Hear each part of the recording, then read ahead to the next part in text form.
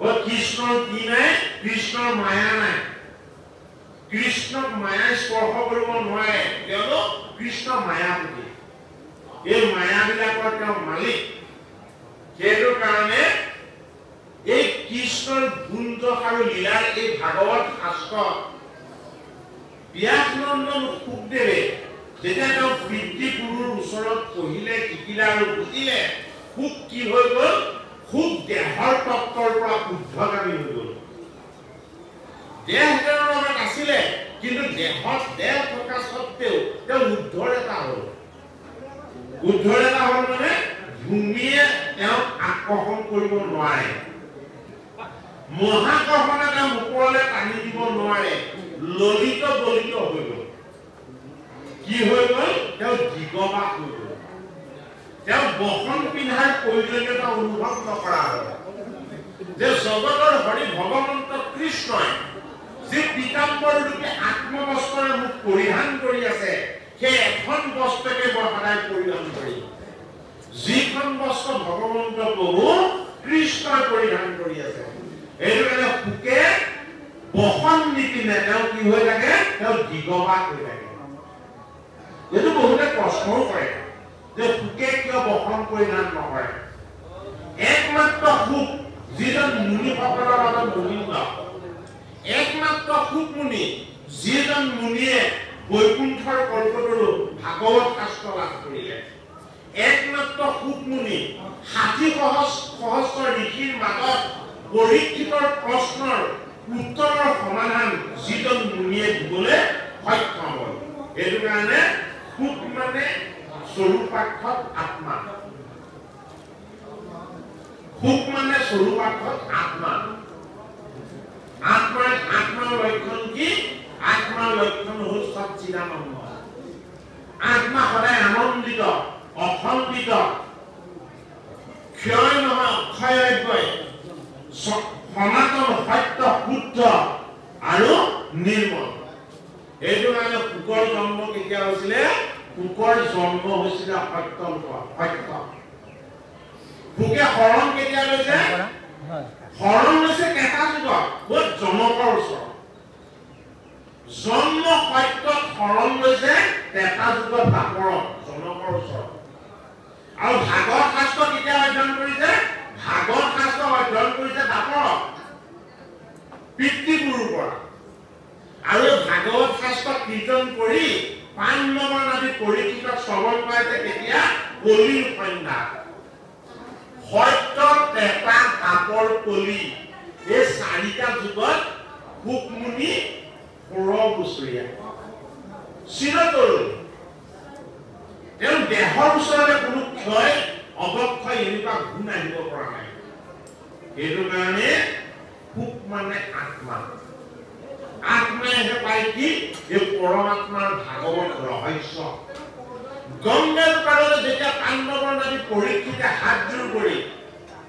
এই গৃহ সংসাৰৰ বিষয় বন্ধন এই সমস্ত বিলাকক ত্যাগ কৰি ঋষিৰ অভিসম্পাদ আৰু পাণ্ডৱ কুলত অৰ্জিত হোৱা পাপ এই দুটা বস্তুৰ পৰা কেনেদৰে মুক্ত হম বুলি যেতিয়া গংগাৰ পাৰলৈ ধাৱমান হ'ল গংগাৰ পাৰলৈ কৃষ্ণৰ নাম কীৰ্তন কৰি কৰি পৰীক্ষিত কিন্তু অকলে গৈছিলে পৰীক্ষিতে লগত কাকো নিয়া নাছিলে পৰীক্ষিত অকলে গৈছিলে গংগাৰ পাৰলৈ আৰু গংগাৰ পাৰত গৈ হে কৃষ্ণ মই কি মহাপাপ কৰিলো মই জীয়াই থকাৰ অধিকাৰ হেৰুৱাই পেলালো মোৰ কিয় এতিয়ালৈকে মৃত্যু হোৱা নাই যিজন শুদ্ধ ঋষি আমাৰ পিতামহসকলে চৰণত পুষ্প আদি অৰ্পণ কৰি আশীৰ্বাদৰ ভাগ লৈছিলে সেইজন ঋষিৰ গলত মই মৰা সাপ মেলিয়াই দিম মোৰ দৰে মহাপাপীজনক তুমি কিয় জীয়াই ৰাখিছা মানে পৰীক্ষিতে মনে প্ৰাণে পাপৰ প্ৰায়শ্চিত্ত স্বৰূপে মৃত্যু কামনা কৰিলে এই মৃত্যু কামনা কৰিহে তেওঁ গংগাৰ পাৰলৈ গৈছে আৰু গংগাৰ পাৰত গৈ যেতিয়া পাণ্ডৱৰ নাতি পৰীক্ষিত পালে ভগৱান কৃষ্ণ বুলি যেতিয়া তেওঁ স্মৰণ কৰিলে ধ্যানত বহি আছিলে ৬০,০০০ নেকি ঋষিয়েনো ধ্যানত কাক কামনা কৰে ঋষিয়ে ধ্যানত যোগেশ্বৰক কামনা কৰে যোগেশ্বৰ কোন যোগেশ্বৰ হ'ল কৃষ্ণ এই কৃষ্ণ সাধনা কৰোতে কৃষ্ণৰ নাম তেওঁলোকৰ কৰ্ণৰ ৰঙত প্ৰৱেশ হ'ল যে তেওঁলোক কি হৈ গ'ল তেওঁলোক তেতিয়া ব্ৰহ্ম সমাধিৰ পৰা আত্ম সমাধি আহিল এটা হ'ল ব্ৰহ্ম সমাধি এটা হ'ল আত্ম সমাধি ব্ৰহ্ম সমাধিত পৰম ব্ৰহ্মত লীন হোৱা যায় আত্ম সমাধিত আত্মাৰ লগত এক হোৱা যায় এই আত্মাৰ লগত এক হোৱাৰ লগে লগে পৰমাত্মাক কোনে কৃষ্ণ কৃষ্ণ বুলি স্মৰণ কৰিছে তেওঁলোকে অনুভৱ কৰিবলৈ ল'লে তেওঁলোকৰ কৰ্মৰ ৰংধত কেৱল প্ৰৱেশ হ'বলৈ লৈছে কৃষ্ণ কৃষ্ণ কৃষ্ণ উচ্চাৰণ কৰিছে গংগাৰ পাৰত পৰীক্ষিতে কৰিছে এটা জীৱই কৃষ্ণ বুলি উচ্চাৰণ কৰিছিল সহস্ৰ জীৱক জাগ্ৰত কৰি দিলে ইমান মহিমা ভগৱান কৃষ্ণ নামৰ আৰু কি হ'ল সকলো ঋষিয়ে নাম ক'ৰ পৰা আহিছে বুলি তালৈ যাত্ৰা আৰম্ভ কৰিলে দেখিলে পৰীক্ষিতে ব্ৰহ্মচাৰী হৈ জল পান নকৰাকে একান্ত চিত্তে চকু মুদি ভগৱন্ত কৃষ্ণক স্মৰণ কৰি আছে আৰু কৃষ্ণক যেতিয়া স্মৰণ কৰি আছে এজন এজনকে ঋষি তেওঁৰ কাষত বহিবলৈ ল'লে এনেকে কিমান ঋষি গোট খালে ৬০,০০০ ঋষি গোট খালে পৰীক্ষিতে যেতিয়া ব্ৰহ্ম সমাধিৰ পৰা আঁতৰি আহি তেওঁ যেতিয়া দৃষ্টি মেলি দিছে যেতিয়া চাই দেখিছে তেওঁ চাৰিওফালে ৬০,০০০ ঋষি বহি আছে তেতিয়া পৰীক্ষিতে কান্দিছে যে হে কৃষ্ণ এই ঋষিজনেতো মোক অভিসম্বাদ দিয়া নাই সমীক ঋষিৰ পুত্ৰ সিংগী মুনিয়ে মোক অভিসম্বাদ দিছে বুলি ভাবিছিলো কিন্তু মোক অভিসম্বাদ দিয়া নাই বোলে কি দিলে মোক দুহাত দাঙি আশীৰ্বাদ দিলে মোৰ পিতামহসকলে শতজন ঋষিক সেৱা কৰিছিল ১০০০জন ঋষিক সেৱা কৰিছিল কিন্তু সহস্ৰ ঋষিক এনেদৰে সেৱা কৰাৰ সুযোগ আৰু সুবিধা কেতিয়াও পোৱা নাছিলে মই তোমাৰ চৰণমুখী যাত্ৰা আৰম্ভ কৰিলো মোৰ জীৱনৰ সংশয় দূৰ কৰিবৰ নাম নিমিত্তে মই ভক্তিৰ পাৰ ৰূপে গংগাৰ পাৰলৈ মই ধাৱমান হলো আৰু যেতিয়া ভক্তিৰ পাৰ গংগাৰ পাৰলৈ মই আহিলো তুমি এজন দুজনকৈ মোক ৬০,০০০ ঋষিৰ সান্নিধ্য দিলা মই তোমাৰ আৰু ঋণ কেতিয়াও পৰিশোধ কৰিব নোৱাৰো এতিয়া এই ঋষিৰ যি প্ৰশ্ন এই ঋষিৰ প্ৰশ্নসমূহ আমাক এতিয়া ক'ব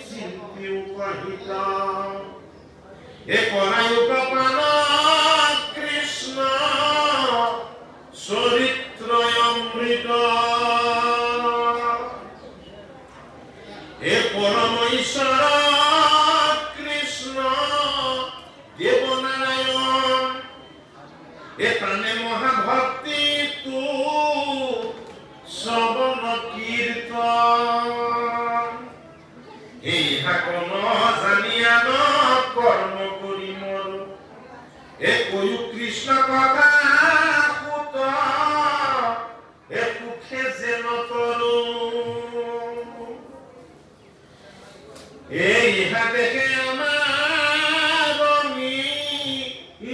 মহাৰঙ তুমি হেন ভকতক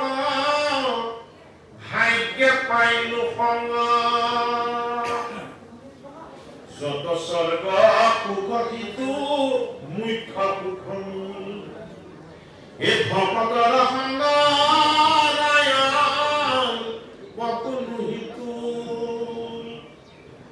একাকে সংসাৰে ৰবি অৰথ যেন বায়ু সূৰ্যৰ লগতে জগতৰ হৰয়ায়ু এক ক্ষণ মাত্ৰ যিটো শুনৈ কৃষ্ণ কথা এ তাগ বিনে আনৰ জীৱন যাই বৃথা কৃষ্ণদেৱৰ পিয়াই আমি কৰো কৰ্ম যত এ তাতো নানা বিঘ্নি আছে এ জানিলো মনত এই এতেকে পিয়াই কৃষ্ণ চৰিত্ৰয় অমৃত এ শ্ৰৱণ মাত্ৰকে যেন এ হও কীৰ্ত কীৰ্ত এ জাগ যোগ জগ কৰি এ দুখ পাইলো মাত্ৰ এ আবে কহি মহা এ ভাগৱত শাস্ত্ৰ এ কৃষ্ণ কথাইতো অমৃত পৰিশ্ৰাম এ শুনো সুত সুক পৰি শীতৰ সংবাদ এ চাৰ ঘোৰা চলে ৰাতি আকাশৰ পথে এ সহাগৰা পৃথিৱী যি নীলা একে ৰথে এ সম্বুদ্বীপতি পৰি শীত মহাবীৰ এ তৰুণ কালতে কেনে অতেজিলা কৰি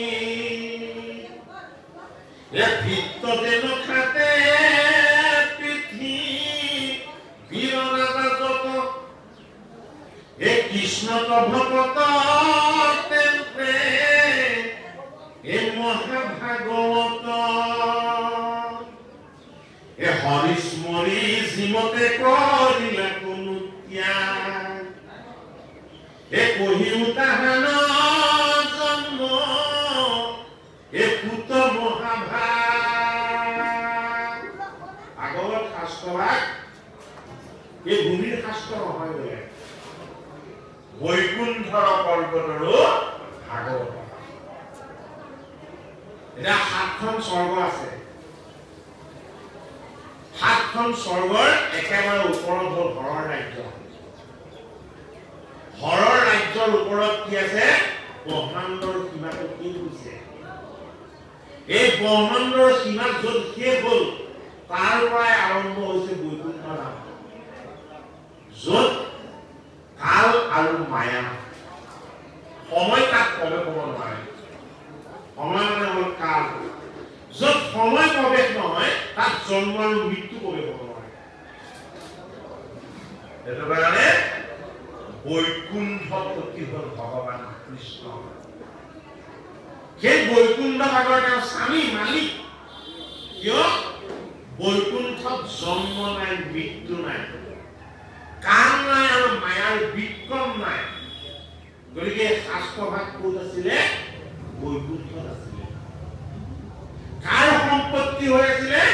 ভগৱান কৃষ্ণৰ সম্পত্তি হৈ আছিলে এই শাস্ত্ৰভাগক মত্যলে নমাই অনা হ'ল এটা কাৰ দ্বাৰা কেনেকে নমাইছে ভাগৱত শাস্ত্ৰ আমি শ্ৰৱণ কীৰ্তন কৰি এই ভাগৱত স্বৰূপ ভগৱন্তৰ আশীৰ্বাদৰ ভাগ ঋষিসকলে যিটো পদ্ধতি লৈছে আমিও সেই পদ্ধতি ল'ব লাগিব সেইটো কাৰণে ভাগৱত শাস্ত্ৰ আৰম্ভ কাৰ দ্বাৰা হৈছে কুকৰ মুখৰ পৰা ভাগৱত আৰম্ভ হোৱা নাই ইয়াত ভাগৱত শাস্ত্ৰ আৰম্ভ হৈছে কাৰ দ্বাৰা কুকৰ শিষ্যৰ দ্বাৰা কুকমুনিৰ শিষ্য কোন কুকমুনিৰ শিষ্য হ'ল কুকমুনি উগ্ৰ স্বভাৱ পাণ্ডৱৰ নাতি পৰীক্ষিত আৰু 60,000 ঋষি খুকে নিকটৰ পৰা কৈছে মানে কাষতে বহি কৈছে আৰু উগ্ৰ স্বভাৱ খুকে ক'ৰ পৰা শুনিছিলে যোজন আঁতৰ পৰা শুনিছিলে যোজন আঁতৰ মানে চকুৰে ৰিণিকি ৰিণিকি যিমান দূৰলৈকে দেখা পোৱা যায় এই দূৰত্বটোকে 1 যোজন বুলি কয় গতিকে চকুৰে নমনা হোৱা স্থানতহে খুত বহি আছিলে খুতে কেনেকে ভাগৱত শুনিছিলে খুতে ভাগৱত কৰ্ণৰ ৰন্ধৰে যদি শুনিছিলে তেওঁ আত্মাৰে শুনিছিলে হৃদয়েৰে শুনিছিলে সেইটো মানে কি হ'ল খুকে যেতিয়া ভাগৱত কৈ শেষ কৰিলে তেতিয়া ঋষিসকলক তাৰ পৰা যেতিয়া বিদায় ল'লে এতিয়া উগ্ৰ স্বভাৱ খুতে আহি ক'লে যে হে গুৰুজন আপোনাৰ দ্বাদশ স্কন্ধ ভাগৱত মই যোজন আঁতৰত বহি মই শ্ৰৱণ কৰিলো কিন্তু আপুনি মোৰ গুৰু আপুনি মোৰ ভগৱান এতিয়া মোক আপোনাৰ আশীৰ্বাদ লাগে কি লাগে বুলি ক'লে আপোনাৰ আশীৰ্বাদ লাগে তেতিয়া খুতে কি কৰিলে খুতে দুহাত খুকমুনিয়ে দুহাত দাঙি খুটক আশীৰ্বাদ দিলে যে মই তোমাক আশীৰ্বাদ দিছো বোলে কি চাৰি বেদ 14 শাস্ত্ৰ 18 পুৰাণ জ্ঞান বিজ্ঞান তদম ৰহস্য সমস্তখিনি তোমাৰ আজিৰ পৰা কণ্ঠস্থ হ'ব অকল ভাগৱতে কণ্ঠস্থ হ'বলৈ কোৱা নাই চাৰি বেদ 14 শাস্ত্ৰ 18 পুৰাণ জ্ঞান বিজ্ঞান তদম ৰহস্য এই সমস্তখিনি তোমাৰ কণ্ঠস্থ হ'ব তেতিয়া কুকমুনি হে গুৰু ভগৱান আপোনাৰ মই ঋণ কোনোদিন খুজিব নোৱাৰো আপোনাৰ ঋণ মই কোনোদিন খুজিবলৈ যত্নও নকৰো কিন্তু আপুনি মোক এই যে আশীৰ্বাদ স্বৰূপ ভাগৱত আপুনি মোক দিলে এই ভাগৱত যাতে মই ভগৱন্তৰ সেৱাৰ কৰ্মত অৰ্পণ কৰিব পাৰো আপুনি মোক তাৰ আশীৰ্বাদ দিয়ক এতিয়া কি হ'ল 60,000 ঋষিয়ে ভাগৱত শ্ৰৱণ কৰিলে পৰীক্ষিতৰ মুখ্য লাভ হ'ল 28,000 ঋষিয়ে কিন্তু ভাগৱত শ্ৰৱণ কৰাৰ পাছত আকৌ সহস্ৰ বছৰ যজ্ঞ কৰিলে যজ্ঞ কৰি তেওঁলোকৰ দাঢ়ি চুলিবোৰ ধোঁৱাবৰণ হৈ গ'ল তেওঁলোকে ক'লে যে পৰীক্ষিতে 7 দিনত মৃত্যুক মাতিছিলে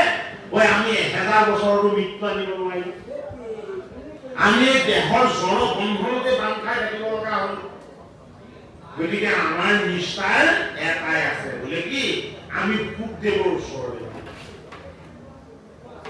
60,000 ঋষি কুকৰ ওচৰলৈ পূৰণ গ'ল কুকক কৈ ক'লে যে আপুনি আমাক ভাগৱত কথা আকৌ শ্ৰৱণ কৰক তেতিয়া কুকে কি কৰিলে কুক আত্মা তেওঁ সচ্চিদানন্দ ৰূপ কিন্তু কুকে একেবাৰে জৰাজীৰ্ণ বৃদ্ধ হৈ দেখা দিলে কিয় বৃদ্ধ হৈ দেখা দিলে যে জ্ঞান বিদ্যা বুদ্ধি আৰু শক্তিৰে মই এতিয়া বৃদ্ধ হলো মোক এতিয়া একো প্ৰয়োজন নাই ভগৱন্ত কৃষ্ণৰ চৰণৰ বাবে গতিকে এই কৰ্ম মই এতিয়া কৰিব নোৱাৰো তোমালোকে যদি ভাগৱত শ্ৰৱণ কৰিব বিচাৰিছা তেতিয়াহ'লে মোৰ শিষ্য খুতৰ ওচৰলৈ যোৱা কাৰ ওচৰলৈ পঠালে খুতৰ ওচৰলৈ পঠালে খুত কি খুত অকুলি খুকমুনি ব্ৰাহ্মণ কাৰ বংশৰ আছিলে ব্যাস নন্দন আছিলে গতিকে ব্যাস সত্যৱতীৰ নন্দন ব্যাস কাৰ পুত্ৰ পৰাশৰৰ পুত্ৰ পৰাশৰ কোন আছিলে পৰাশৰ ব্ৰাহ্মণ আছিলে গতিকে ব্ৰাহ্মণৰ বংশৰ মুখে ঋষি সমাজে ভাগৱত শুনিব এই ভূত অকলি পিতৃ ক্ষত্ৰিয় আছিল মাতৃ ব্ৰাহ্মণী আছিল সেইকাৰণে কি কৰিলে তেওঁলোকৰ ৩২,০০০ ভাগত নুশুনো বুলি ক'লে ২৮,০০০ ক'লে শুনিম হয়নে ভাগটো কেনেকে কৰিছা চাওকচোন এফালে ২৮ সিফালে ৩২ হয়নে ২৯ ৩০ ৩১ ৩২ পাৰ্থক্য কিমান থাকিলে বাৰু ৪ বস্তু পাৰ্থক্য এই ৪ বস্তু পাৰ্থক্যতে ভাগৱতটো লৈ আছে ক'ৰ পৰা কৰ্ম মাৰ্গৰ পৰা জ্ঞান মাৰ্গৰ পৰা ভাগৱত ক'ত ৰৈ আছে ৪ বস্তুত ৪টা তত্ত্ব ভক্তি মাৰ্গ এই ভক্তি মাৰ্গ যদিহে শিষ্যই ভাগৱত শ্ৰৱণ কৰিবলৈ আহি গুৰুজনক যদি গোবিন্দ জ্ঞান কৰিব নোৱাৰে এওঁ অকুলিম বুলি যদি ভাবে তেতিয়াহ'লে তাৰ পৰা পাপ হ'ব এইটো কাৰণে ৩২,০০০ অকুলিম বুলি ভাবি পুতক গুৰুকৰণ কৰিব নোৱাৰে আঁতৰি গ'ল ২৮,০০০ ক'লে যি ভাগৱত ক'ব সেয়া ভগৱান সেয়া গুৰু সেয়া গোবিন্দ আমি শ্ৰৱণ কৰিম এটা নৈমিক ক্ষেত্ৰত ২৮,০০০ লিখি বেদত প্ৰধান আছিলে বেদ মানে কি বেদ মানে জ্ঞান জ্ঞান মাৰ্গত প্ৰধান আছিলে জ্ঞান মাৰ্গৰ যোগেদি কি সাধন কৰা হয় কৰ্ম মাৰ্গৰ সাধন কৰা হয় এই কৰ্ম মাৰ্গ হ'ল সত্য এই জ্ঞান আৰু কৰ্ম এই দুটা বস্তুৱে জীৱক টানিব নোৱাৰে কোনে কৈছে ভাগৱত শাস্ত্ৰই কৈছে জীৱক তাৰণ কৰাৰ যিটো উপায় সেই উপায়টো হ'ল ৰহস্য ভগৱতী কেৱল ভগৱতী নহয় ৰহস্য ভগৱতী ৰহস্যৰ ভগৱতীৰ ৰহস্যটো কোনে জানে ৰহস্যটো জানে গুৰুৱে সেইটো কাৰণে গুৰুৱে ৰহস্যটো দেখুৱাই দিব হে ৰহস্য জানে শীতলোক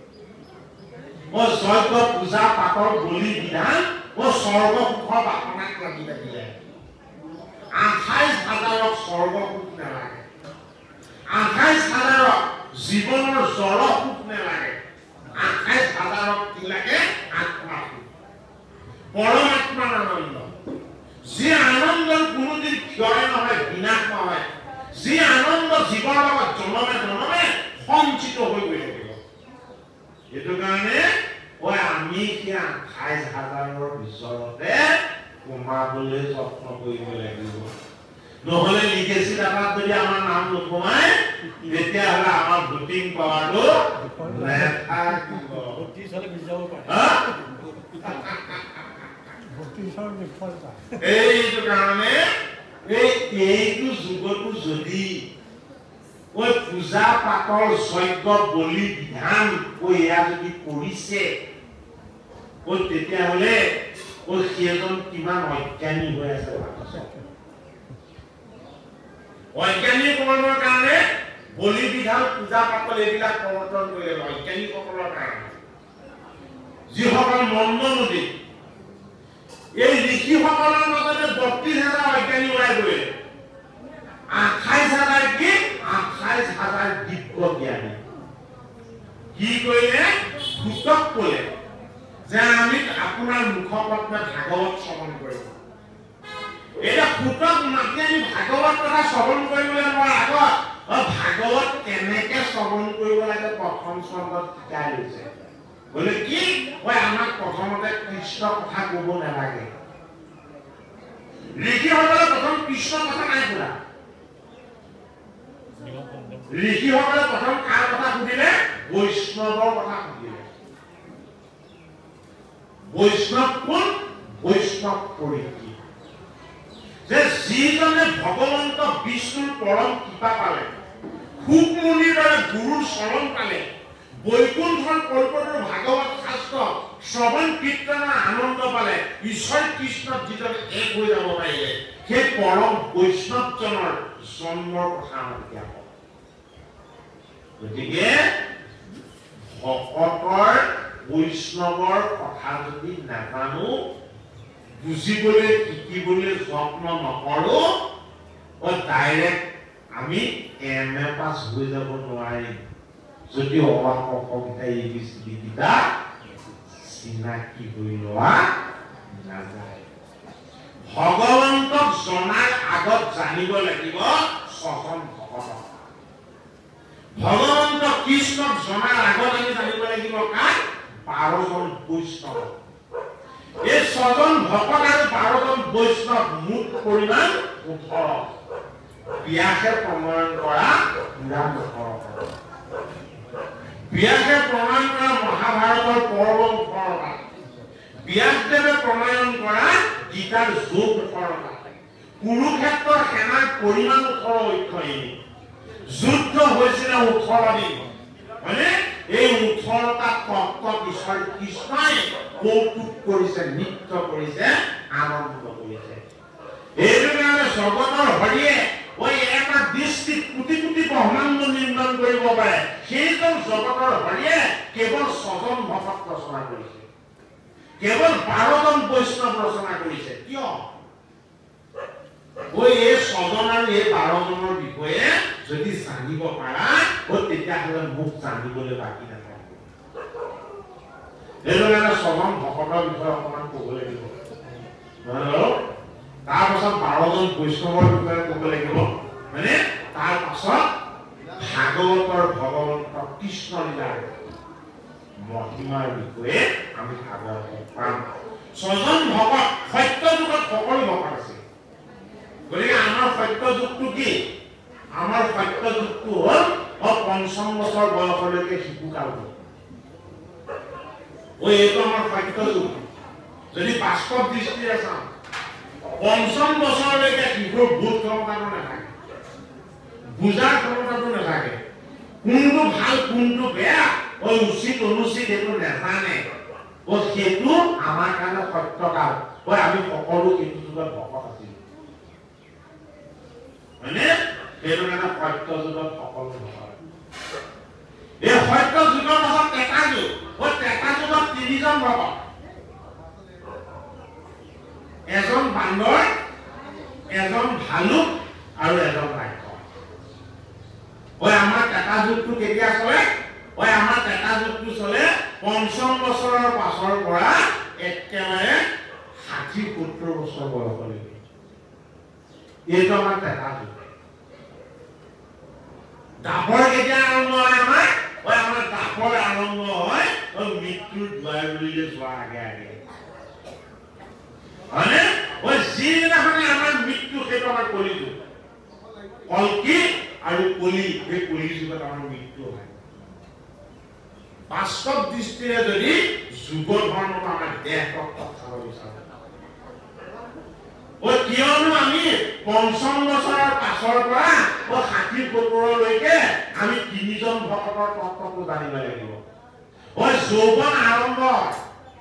জীৱনৰ সোণালী সপোন আৰম্ভ হয় তেতিয়া আমাৰ জীৱনৰ শৃংখলাবিলাক নাথাকে আমি বিশৃংখল হওঁ বিশৃংখল জীৱক বান্ধৰ বুলি কোৱা হয় তাৰ পাছত আমি যেতিয়া গৃহ সংসাৰ কৰিম আমি তেতিয়া কাকত সোমাই যাওঁ কিহৰ কাকত পুত্ৰ কন্যা ভাৰ্যা এইবিলাকৰ কাকত সোমাই যাওঁ কাকত যি থাকে সেয়া ভাল এই পুত্ৰ কন্যা ভাৰ্যাৰ বাহিৰে সংসাৰত জগতত আমি কাকো চিনি নোপাওঁ আমাৰ মুখটো বেছি হয় মুখটো বেছি হয় কোটটো বেছি হয় ৰাগদেশ বেছি হয় এইটো ৰাক্ষসৰ গুণ ৰাক্ষস কোন ৰাক্ষস বিভীষণ এই তিনিটা যুগ চলাৰ পাছত ভগৱন্ত ৰামে কব বোলে কি মই সত্য মই সনাতন মই দশানক বধ কৰিব পাৰো এই বান্দৰ ভালুকক মই ভকত বনাব পাৰো সেইটো কাৰণে কি ভালুক বান্দৰ এই ৰাক্ষস তৰিল এই ৰামক কৰি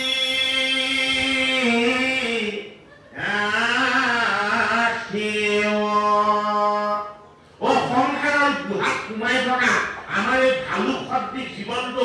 ভগৱন্ত কৃষ্ণৰ চৰণ পংকজলে আমি লৈ যাব লাগিব কি কৰিব লাগিব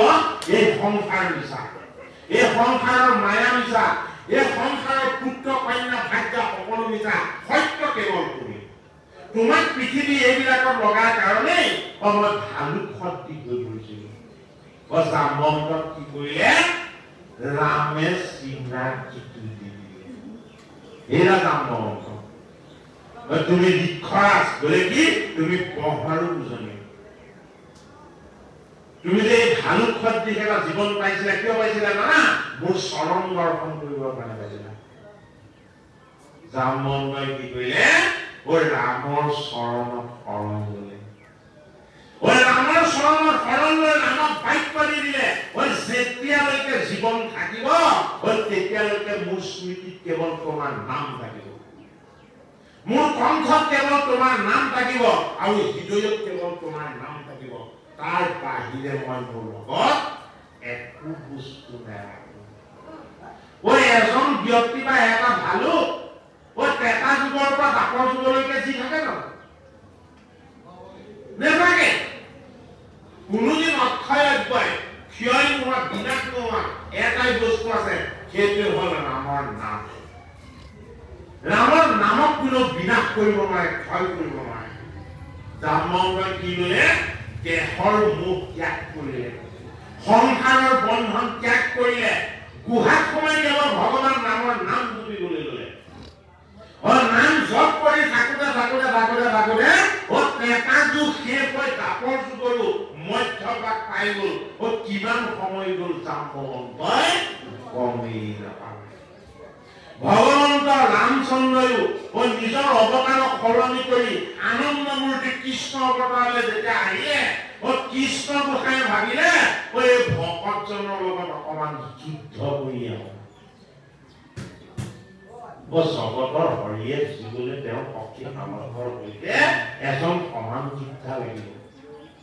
জৰাসন্ধ ১৭ বাৰ আক্ৰমণ কৰিছে কৃষ্ণ দ্বাৰকা ৰাজ্য এবাৰো বধ কৰা নাই জাম্বন্তৰ ওচৰলৈ ভগৱান কৃষ্ণ যাব লগা হ'ল কিহৰ কাৰণে সমন্তক মণিটো বিচাৰি কৃষ্ণৰ দলত এটা কৌস্তভ নামৰ মণি আছে এইটো তেওঁৰ কি আত্মতত্ত্ব আত্মাবিলাকক তেওঁ কৌস্তভ ৰূপত পৰিধান কৰে আৰু এই জগতক চলাবৰ কাৰণে তেওঁ মায়া ব্যৱহাৰ কৰে কি মায়া বিষ্ণু মায়া বিষ্ণু মায়াটো সমন্তক জগতৰ প্ৰত্যেকজনকে এই বিষ্ণুৰ মায়াতে মিলি আছে সেইটো কাৰণে কি হ'ল বিষ্ণুৰ মায়াই যাক স্পৰ্শ কৰিব নোৱাৰে সেইজন ভকত যিটো মনিৰ কাৰণে সত্তাজিতে অহংকাৰ কৰিলে পখেনে মৃগয়া কৰিবলৈ গৈ মৃত্যুৰ মুখত পৰিলে মানে শকত হলো বধ হল শেষত অকুৰে লগত থাকিলে সেই মণিটো নি এই চামবন্ত নামৰ ভকতজনে কি কৰিলে তলি মাৰি শিশুবিলাকলৈ পেলাই দিলে মোৰ কণ্ঠত ৰামৰ নাম আছে হৃদয়ত মোৰ স্বামীৰ নাম আছে ভগৱন্ত বহু মোৰ লগত থাকোতে এই মায়া মণিটো জিলিকি থকা মণিটোৰ মোৰ কি প্ৰয়োজন আছে মানে সেইটো কাৰণে ভকত স্বজন মায়াহীন মোহহীন কামহীন লোভহীন দম্ভ দেহ অহংকাৰ শূন্য জগতৰ হৰিয়ে মাত্ৰ স্বজন ভকত ৰচনা কৰিছে বোলে কিয় এই স্বজন ভকতক ভগৱান কৃষ্ণই পূজা কৰে কৃষ্ণ যোগেশ্বৰ কিন্তু কৃষ্ণই কাৰ পূজা কৰে কৃষ্ণই ভকতক পূজা কৰে এই ভকতক পূজা কৰাৰ কাৰণে সমন্ত নামৰ মায়াৰ মণিটো জাম্বন্তৰ ওচৰলৈ পঠাই ভকত দৰ্শন কৰিবৰ কাৰণেহে কৃষ্ণ হৈছে কৃষ্ণক দৰ্শন দিবৰ কাৰণে ভকতৰ ওচৰলৈ যোৱা নাই বুজাইছে আমাক সেইটো কাৰণে আমাক কি বুলি কৈছে এই ভকতেহে মোৰ হৃদয় জানিবা নিশ্চয় এই ভকতজনৰ জানা আমি